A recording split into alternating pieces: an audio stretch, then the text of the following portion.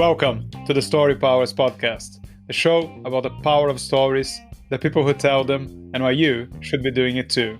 I'm your host, Francisco Mahfuz. My guest today is Oliver Kanders. Oliver is a man who defies easy classification, but I'll try anyway. He's the Chief Client Officer at Zeotap, a customer intelligence platform that helps brands understand customers and predict behavior.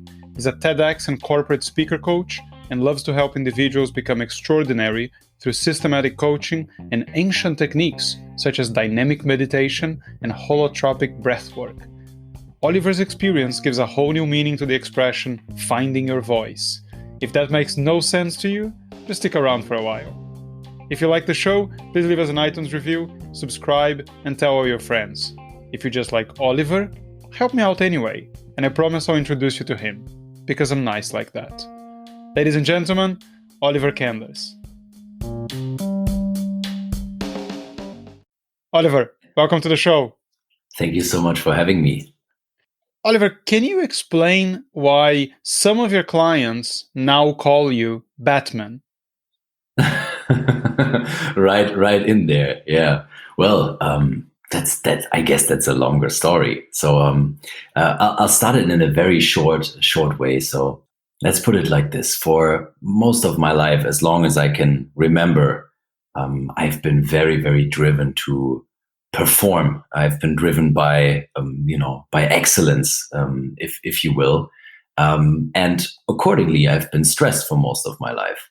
Now, what started happening last year is that I realized how important breathing is in order to regulate stress, in order to regulate your body, regulate your reaction to something, to a stressor. So are you going into fight or flight mode, or can you stay relaxed even in the face of extreme adversity? And that brought me eventually to a retreat that I did earlier this year. And long story short, in this retreat, we were doing meditations, breath work for an entire week. And what happened as a result was that I came back from the countryside. I came back to Berlin, where I'm living since 2014. And I arrived at the main station, and it was so loud suddenly around me. I realized, oh my God, I have to scream here in order to be heard. And that's when I realized that my voice had changed entirely over the course of that week, and it had become much deeper. And for a while, I was asking myself, like, is this really just because my vocal cords are so strained? Or is this maybe because this breath work and the meditation techniques have done something to me? And I didn't yet find a doctor who can confirm it. But my voice got sustainably deeper. So when I came back to my colleagues who hadn't seen me for 2.5 weeks, them and my partners or clients at Zeotap started calling me Batman. And get a running gag. As nicknames go, there are plenty of worse nicknames. I agree. And, after all, Francisco, and you might know this one, no one has seen Batman and me in the same room yet. I mean, they finally decided who the new Batman is. I think there was a time, they were talking about Ben Affleck doing a solo movie. I think now is Robert Pattinson. But if they do a new Batman cartoon, I think you should definitely put yourself forward, at least for the German dubbing of that cartoon. You'll be a shoo-in. Sounds good. I'm not quite sure yet if that was a compliment or not, but I'll go for the comic version. Well, all I implied is that I'm not so sure your acting talents are the equivalent of your voice. No, it's fine. Robert Pattinson can keep the pretty face. And I also understand, because I know you and we've talked before, that you have started putting that new voice to some interesting and unconventional uses, haven't you? Oh wow, this is quickly becoming interesting. Yeah. So this is the benefit of having recorded this once, lost all the recordings, and then doing it again without boring the two of us to tears by having the exact same conversation. Now I'm actually more informed. That's a very, very good point. Yeah. So this topic with my voice has been around for quite a while. And over the years, I've learned to listen to the people around me. So, initially, I was very fully convinced that I should decide what my own life should look like, and I should decide what I want to do in my job and so on. And that whole image, this rigid, if you will, German image, of self-discipline, and you are the decider of your fate, right? This really became much softer over time, and I learned to listen to the people around me. So last year, it just so happened that the topic of my voice kind of came up a lot. So a lot of my friends or people around me, or even people in a shop that I would enter, would tell me, "Oh, you have a nice voice," And then a few people who are a little bit closer to me started saying over the course of 2 months or so, especially women, they started saying, "Oh, I could imagine your voice on something that, that would be quite sexy, And then I was like, okay, like, what do you mean? And then, we started talking about these new apps that have evolved. So apparently there's now a whole bunch of apps with subscription models that are being subscribed to by women who are listening to erotic short stories. And as I do almost every year over the course of the years, when the years changed, 2019 became 2020, I typically always decide, the few things that I really want to add in a particular year to my life. And then I made a first recording and sent that off. And now apparently women, for the moment, all over Germany are listening to my voice and giving feedback on how they like it. That feedback must be one of the most interesting types of feedback you or anyone will have ever received. Because it's great if you're a speaker, as we are, and people say, "Oh, I love that speech. It's great. I can relate to that." I don't think that's the type of feedback that you're going to get on this thing. And the positive feedback is likely to be very interesting. You're quite right. Yes. And I think there's a good reason why this platform does never publish someone's voice under that person's real name. So there's only a first name and they invent one. So basically I might be on that platform now being called Philippe or something like that, So yeah, it's a shame, I wish for all of these women to be able to reach out to me and give me the feedback. But I guess I'm just going to receive an aggregated version from the company, You're just going to have to believe that the value you're bringing to their lives is... Oh, trust me. I will, once it's published, I will share this with my friends and I will get some proper feedback. Yeah. Yeah. They already said, "Ollie, your voice is fine, but the stories could be a bit more intelligent." So let's move from something that is less sexy, but perhaps as exciting, which is all the speaking work you do.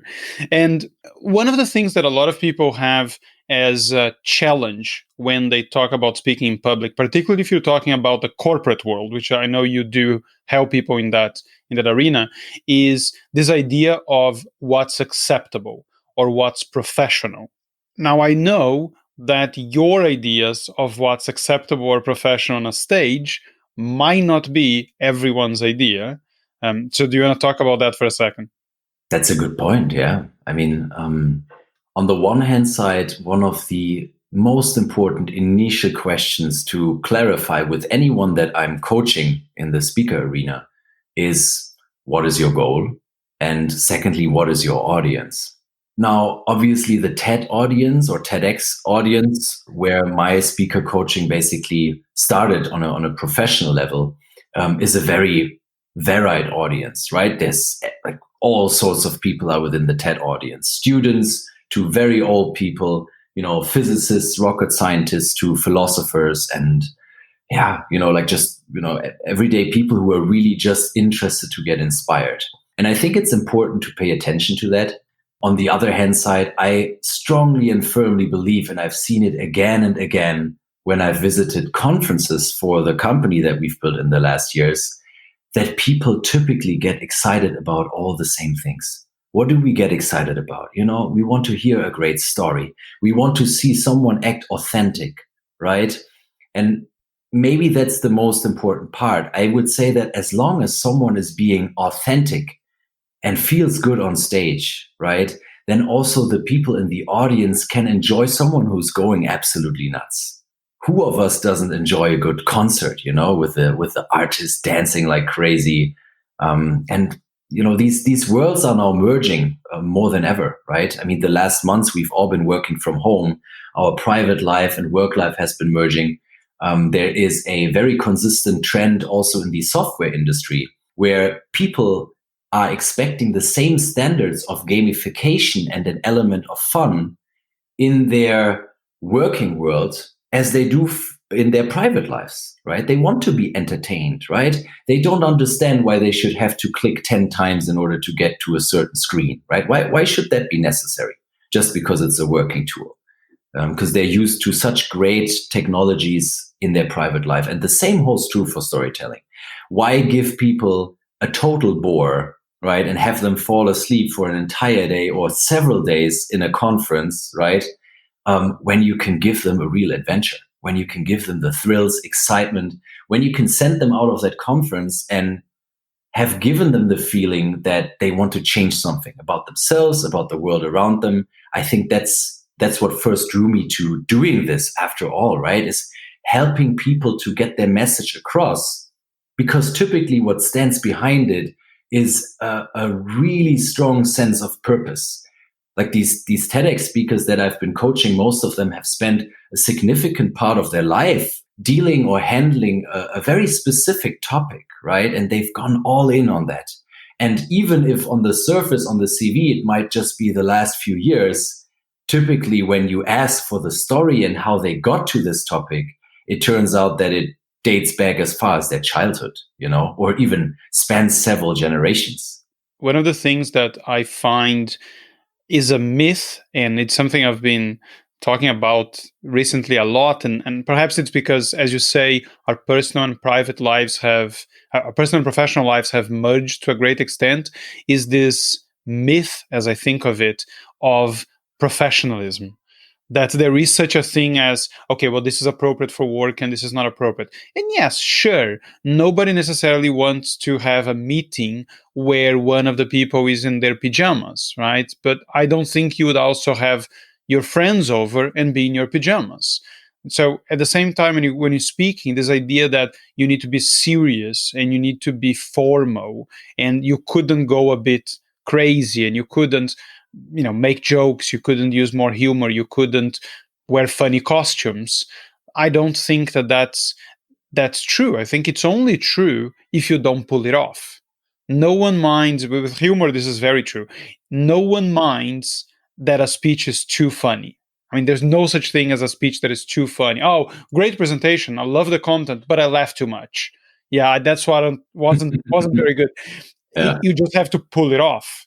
If you want to do something crazy on stage, or if you just want to do something in your meetings that shows your personality a lot more, you need to deliver.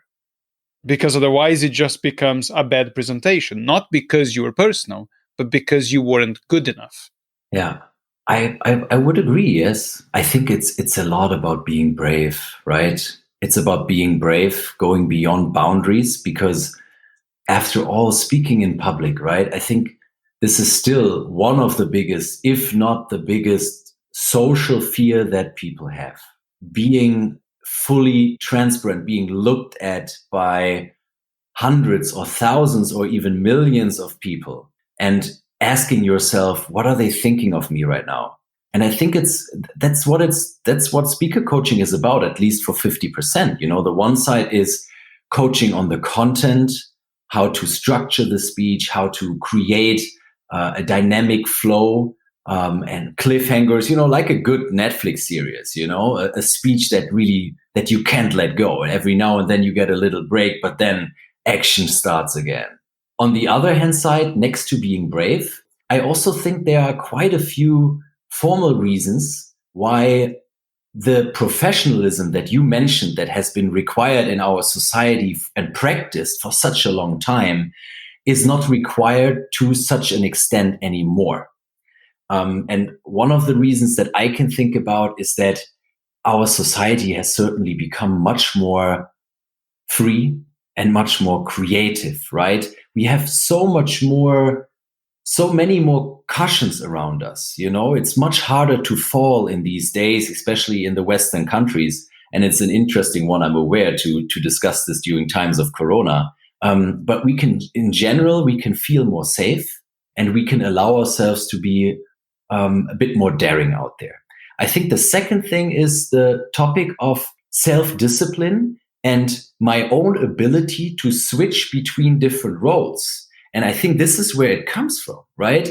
Putting on a tie for work you're basically putting something around your throat, right? You're basically choking yourself in soft little ways. It's a very appropriate image, and for anyone that has had to wear a tie for business for a long time, it's remarkably suitable because that is what you're doing to a great extent. There are some people who like it, but absolutely. And see, what I believe we've been doing by wearing a tie is that on a metaphorical level, we have restricted our self-expression and replaced it with expressing the interests of a larger construct, which is the company. That is what it basically manifests for me on a metaphorical and, to a certain degree, physical level. One thing you mentioned a few times in different ways is about authenticity and people being themselves. So I made that joke in the introduction about finding your voice, which in your particular case means something completely different. But this is one thing that I think is interesting to talk about when it comes to coaching anyone on speaking. And this I think is perhaps the most challenging part for a lot of speaker coaches. Whereas you get someone, particularly for something like TEDx, where you get someone, they have a great idea, they want to communicate their idea, but let's say they have little or no experience with speaking. So their contribution to the speech is their idea, is their story, is their passion, but perhaps they're not necessarily the most exciting of people, perhaps, at least in communicating themselves, perhaps they have not a bone of humor in their body, and it's just not natural to them to get that content out. What we don't want to do is have the founder of or the CEO of change.org in Germany sound like Oliver Kanders or Francisco Mahfuz, because that's also not going to work. What do you find that works to get them to tick all those boxes they need to tick with structure, with interesting content, without ending up writing most of that speech for them, essentially? Very, very good question. There's a lot in that. I want to start with what's probably the most important. There's two topics that are really, really important, and they go alongside one another. And it's the topic of being able to listen to somebody. Because there's no single human being in the world who deeply within themselves doesn't want to express who they are, what they believe, what they care about. And that is why I believe one of the most important things a speaker coach can do, because in any social interaction, what we do is we mirror each other, right? This happens on a neuronal level, right? With the mirror neurons. So, if you're going to smile, chances are high I'm going to smile. If you're going to yawn, chances are high I'm going to yawn with you. Even 40% of the dogs in this world yawn with their owners. So we mirror each other. We see ourselves in the other person. And that process can happen best when you become an incredible listener. And the way that I do it, apart from really just being naturally curious about people, is also that there is an innate and unshakable belief within me that every single human being is incredibly exciting. Because it's the whole variety of humans around us that, that creates this world, right? Some of the shyest people have created some of the most incredible things, right? And I've just recently had a coaching with a software developer, and before that coached a company that explicitly wanted me to coach 8 data scientists and product operation managers with deeply technical fields of expertise. And for them, it's really just, they might sit there and they might start to talk, and they might do it a little unwillingly because maybe someone in their company has put them into this training, and they did want it as well, but they got the feeling, like in this company, typically people don't really listen to me because I'm an IT person. But if you then sit there and you just stay with that, it's totally fine for the other person to think whatever they're thinking. But if you just sit there with your unshakable belief and you just keep asking questions, then after a certain while, they will realize, oh, wow, this person is actually interested in what I'm doing here. And it's one of the most incredible feelings when then suddenly they just break out of their inner world and they start sharing it with you. It's something, just to interrupt you for a second there, it's probably an experience that a lot of people just haven't had. Because the truth, and this is no secret, is that most people listen preparing what they'll say next. And to a lot of people, particularly if they're not very assertive, that experience of, well, hold on, they're not actually giving me their opinion. They're not actually just biding their time to speak. It's a very strange experience, and shy people probably have not had that, perhaps ever. Could be possible, yeah. Or they just share it with very selected people, right? With the close people around themselves. So what I typically even find is that with people who seem more shy, usually have a much more intense and controversial dialogue within themselves. So quite frequently, I make the experience that those people will actually have a much stronger opinion about something if I try to push them in a certain direction, which is not the common instrument of choice here. The common instrument is really just asking questions. Like, I'll just go with my interest and I'll ask into directions that I find exciting, because, I believe every human being has a similar sense for what an exciting story is, right? Yes, there are different tastes and so on, but we all know when we're onto something great. So that's basically the one part of it, that, that you basically, that people who tend to be more shy on the surface actually have a much stronger opinion built. And then with more extrovert people, it sometimes happens that I actually start to question them, because they might often go into too much agreement with you because they've learned to provide or create a sense of harmony. Let's say, for instance, salespeople or people in, let's say, external roles of a company, right? They need to be diplomatic. So they will have a tendency to tell you that you're right. But to build a client relationship, that's typically a good thing, right? Because you need to build a certain sense of proximity. And the client, honestly speaking, is right. Because if the client decides he wants something else, then he wants something else, or she. But in a speaker setting, it can then be much more interesting with such an extrovert person to really challenge them on their views of the world, right? Whilst a shy person might already be more differentiated in their way of expressing themselves. So my curiosity here, because I've seen a lot of shy people get into places like Toastmasters, and then you see them slowly but surely start to become less shy. But that's a very ongoing, continuous process. What I'm curious about is, if you've worked with someone for a TEDx talk or something along those lines, and you've helped them find their voice and express it and find value in what they have to say, do you have any idea if any of that stays with them after your work with them and after the talk's been delivered, if they take that into their lives?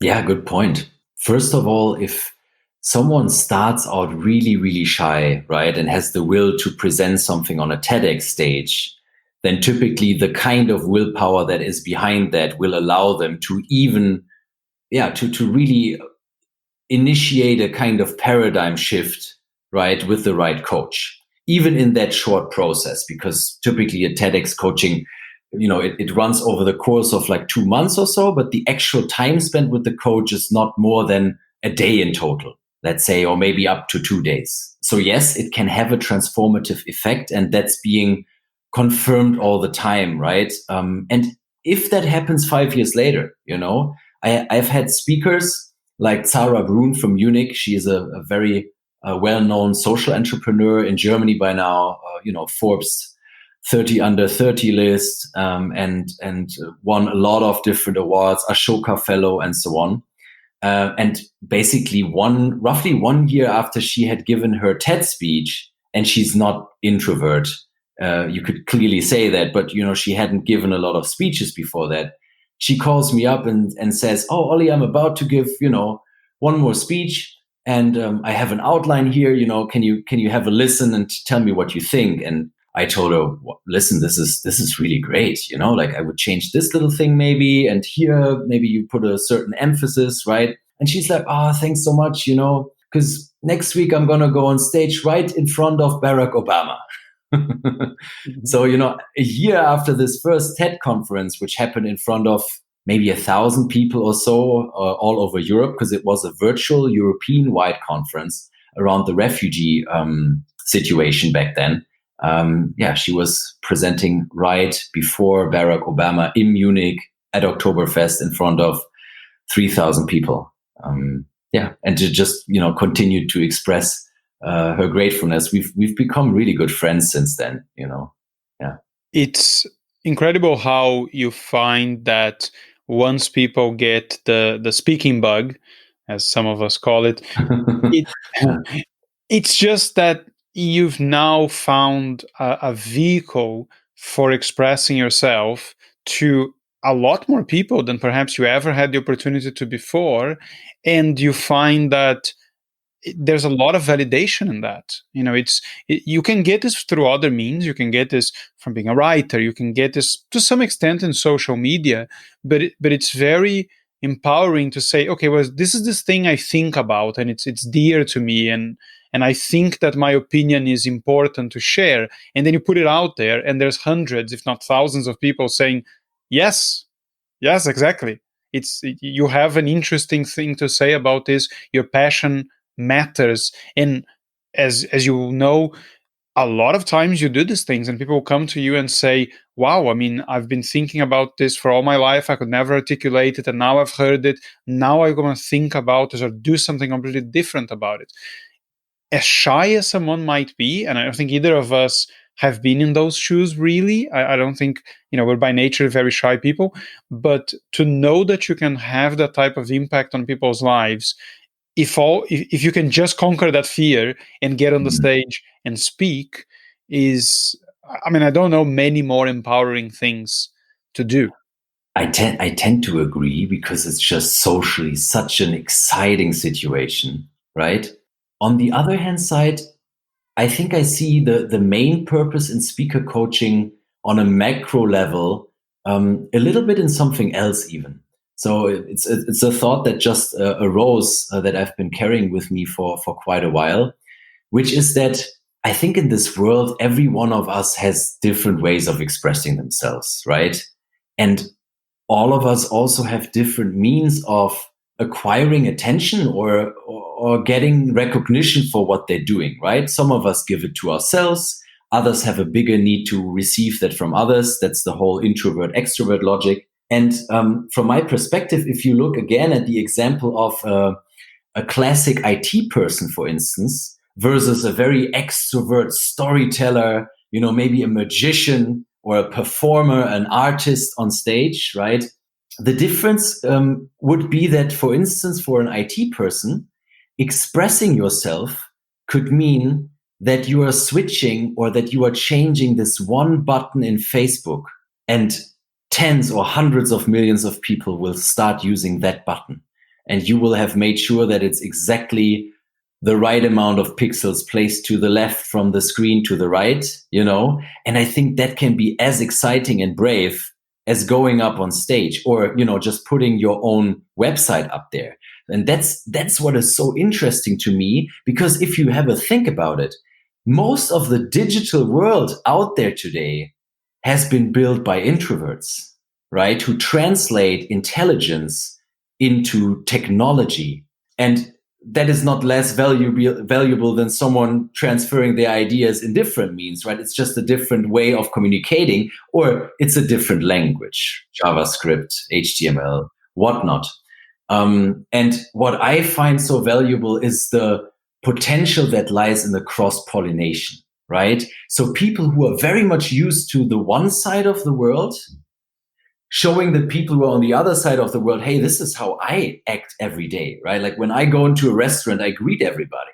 I get to know the owner within the first 2 minutes, and suddenly I have a social network by myself without putting up a website. And on the other hand side, the whole approach to agile development and working in an extremely structured and intricate system that is like a stock of bees, perfectly orchestrated. And I think we can learn so much from one another, from these different views on life. It's like a cross-pollination, Yeah, I fully agree with the impact that a lot of shy people or a lot of more technically oriented people have had. I think that's undeniable. What I do wonder about is if you are the person who has made this monumental change to the way everybody interacts with technology that on a daily basis, but you are still the person and not someone with a name that we know of.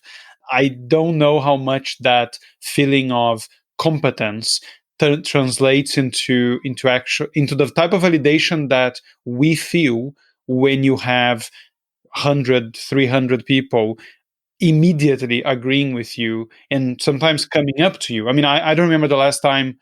I don't think I ever came up to a tech person and said, "Oh, this change you made to the social media that I normally use, I really love that. Thank you very much." And that's perhaps what I find, that when I've met people who are shyer, even if the work they do is very meaningful, sometimes there is that need to let the world know about it and not just experience it as a feature of our everydays. But I think it's a very interesting topic. But if any of these people are more able to get their ideas out there, not just through their work, then we will end up getting a much better balance of the whole introvert extrovert thing, because now it's clearly driven by extroverts, not always to the best final outcome. I don't think. I think that change is already happening. And again, on a macroeconomic level, I would say, let's say China and India, for a very, very long time, they were so happily the factories of the Western world.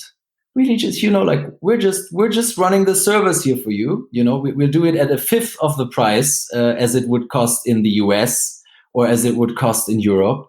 And now look at the world today. Microsoft has an Indian CEO. Google has an Indian CEO. These are primarily people who have grown up in villages according to very old value systems, right? Within a societal system that is not yet based on abstract insurances where you can be fully self-dependent, but they were kind of still forced to grow up in a world that is more interdependent in a way. And that is why I believe things are shifting now. We've seen this at our company right now through Corona, because we were looking at cost-saving measures because nobody knew, and still nobody knows, how exactly it's going to go forward.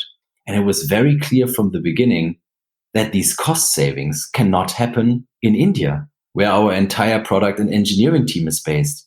Because if the servers are down, as a big data or customer intelligence company, like you rightly said, then the company doesn't exist anymore. And that's a realization that you then, as someone working with clients, sometimes you might tend to think, we're so nice here. We're having these nice dinners together with these clients, and we're the ones bringing the revenue on board and closing these fancy contracts, right? And then in a situation like Corona, you suddenly realize, oh, wow, our Indian colleagues, they are the ones who are actually important. I might practice a little humility here. Or within our society, the nurses in the hospitals, the people baking the bread, the police officers. They're the ones who keep the country together in situations like this. It's interesting you just mentioned nurses and doctors.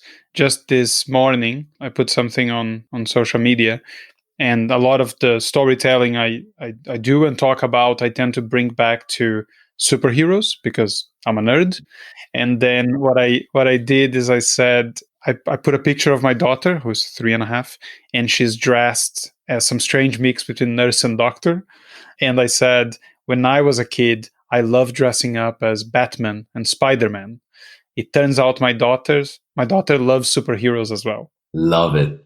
Absolutely love it. Yeah. Talking about my daughter, I hear angry mutterings behind the door of her room, which is where I am, which is where I'm recording this. As I kindly call it, the fortress of pillows. Home podcasting. Home podcasting requires some measures that wouldn't perhaps be needed in the world, BC, before Corona, when a different level of professionalism was expected of us.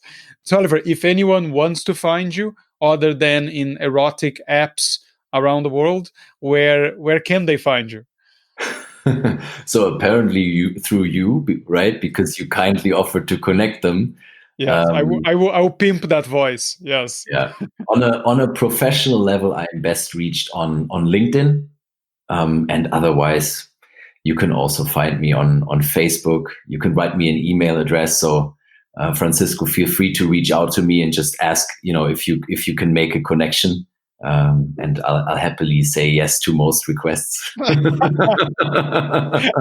think we'll leave that one at that. I could run with it, but I'll just leave it. Thank you very much for your time, and thanks for doing this again. It's been an absolute pleasure. Thanks for you. I must say that, the way that you've asked the questions this time, it felt to me like an entirely new interview. And I really enjoyed it. I feel like our conversation has gotten a lot more depth, and I really appreciate it, given that we, have gotten to know each other just recently during this interesting time of Corona in a speaking game by our common friend Florian Mück, like you said. Long may the friendship continue. I absolutely agree. Have a fantastic evening over there. All right, everybody. Thanks for tuning in. Take care of yourselves, and until next time.